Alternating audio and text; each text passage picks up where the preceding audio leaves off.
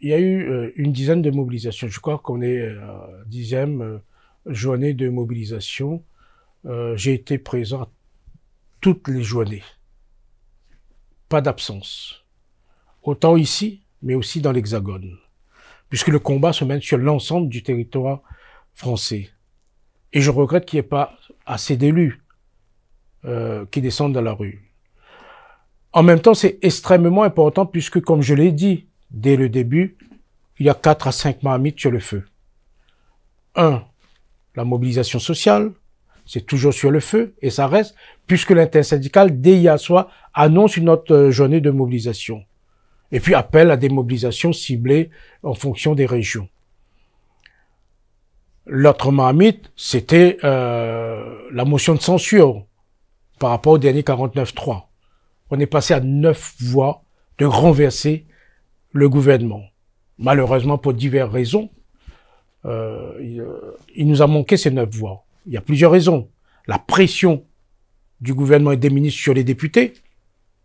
Et puis, la peur de certains députés de voir la dissolution, donc de repartir devant les électeurs. Et puis, le reste, c'est l'adhésion, hein. L'adhésion, et ça c'est de leur responsabilité. Mais je voudrais quand même saluer l'ensemble des députés de La Réunion qui ont voté la motion de censure.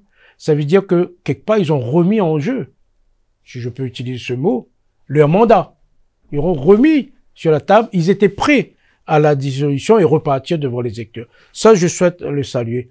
Pas seulement pour les députés de la NUPES, mais aussi pour Madame Nathalie Bassir. Et ce qui est très important par rapport à la motion de censure, c'est que nous avons co-signé, voté, soutenu une motion de censure issue des rangs de la droite. Donc, une motion transpartisane. Donc, ça veut dire quoi? Ça veut dire que notre objectif n'était pas un objectif de politique politicienne, de droite ou de gauche, mais c'était de renverser le gouvernement. On n'a pas pu.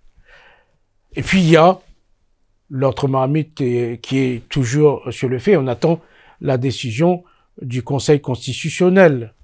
Décision qui devrait tomber. Et puis, il y a le référendum d'initiative partagée. On a déjà passé 2 étapes. Première étape, c'est de déposer. Pour cela, il faut avoir la signature d'un nombre suffisant de parlementaires issus des 2 chambres. Déposer sur le bureau de la présidente de l'Assemblée nationale.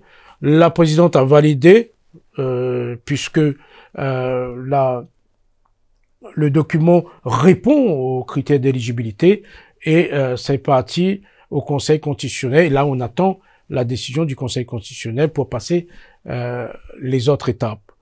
Et puis, je dirais même, c'est important pour pousser le gouvernement à aller dans son dernier retranchement, et notamment, peut-être même, obliger Macron à provoquer lui-même un référendum sur ce sujet. C'est une question de responsabilité, et c'est aussi une question de démocratie, c'est-à-dire le peuple décide en dernier ressort.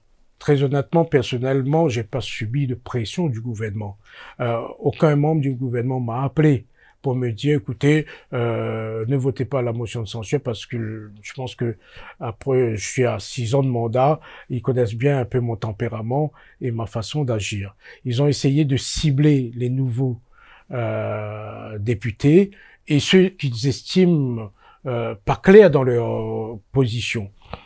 Et donc, il y a eu des pressions, mais il y a eu aussi des promesses, ce qu'on appelle chez nous des achats de voix.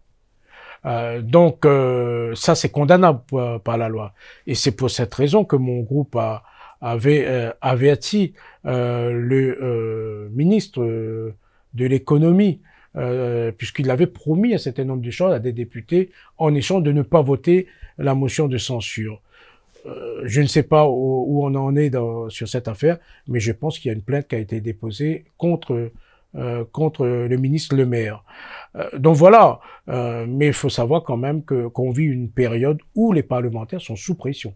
À plusieurs reprises, la rue s'est prononcée, a réussi à obliger le gouvernement à faire marche arrière. Et on a beaucoup d'exemples comme cela. Et c'est pour cette raison qu'on continue. C'est pour cette raison que l'intersyndicale ne s'arrête pas à la journée d'hier et annonce une 11e journée de mobilisation. Et c'est pour cette raison que les politiques, parallèlement à l'intersyndicale, continuent à pousser.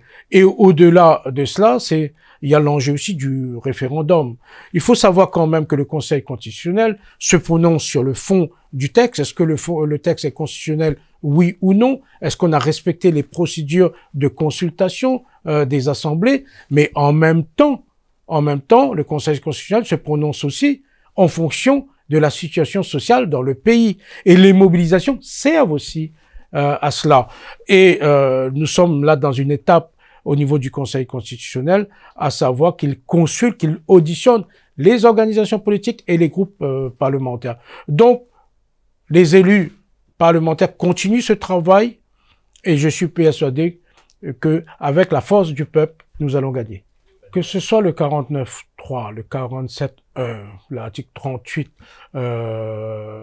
du règlement du Sénat, autant d'injustices, puisque on nous prive d'un débat essentiel sur le sujet de la retraite. D'autant plus que l'objectif du gouvernement, c'est de voler 2 ans de vie aux gens.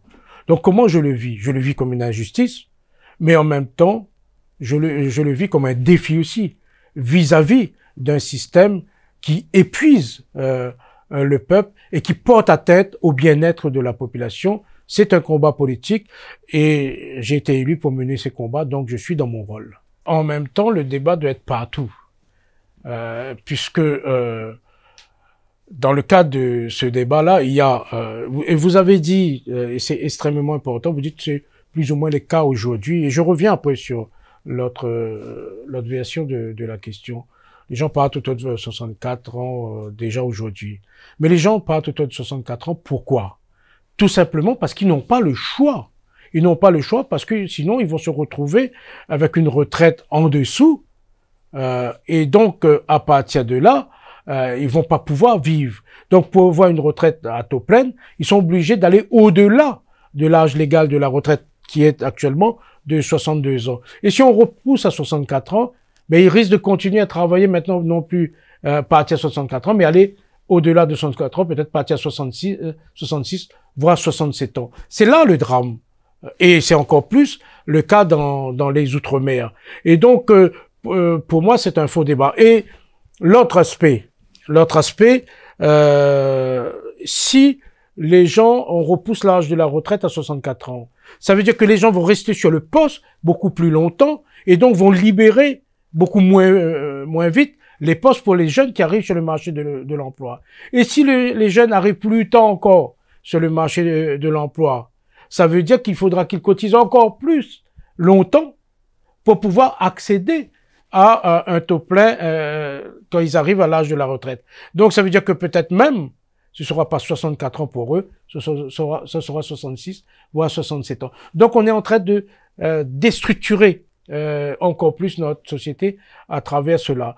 Donc il faut se battre pour à minima maintenir l'âge légal de départ à la retraite à 62 ans.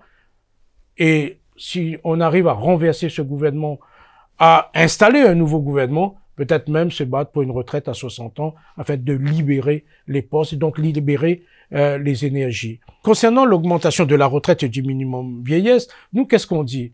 Pas une retraite en dessous du seuil de pauvreté. Malheureusement, avec cette loi, ce ne sera pas le cas. Beaucoup vont partir à la retraite avec des revenus, des indemnités en dessous du seuil de pauvreté. Et concernant le minimum vieillesse, on a fait des propositions d'amendements pendant ce débat. Et à aucun moment, nos amendements ont été validés par le gouvernement. Donc, nous savons où nous voulons partir, mais malheureusement, le frein à instaurer une politique juste qui donne du pouvoir d'achat aux personnes âgées, eh bien, le frein, c'est le gouvernement qui est en place et le président qui est en place. Donc, la vraie solution en finalité, c'est de renverser le gouvernement et de créer des conditions pour que peut-être Macron parte avant l'heure.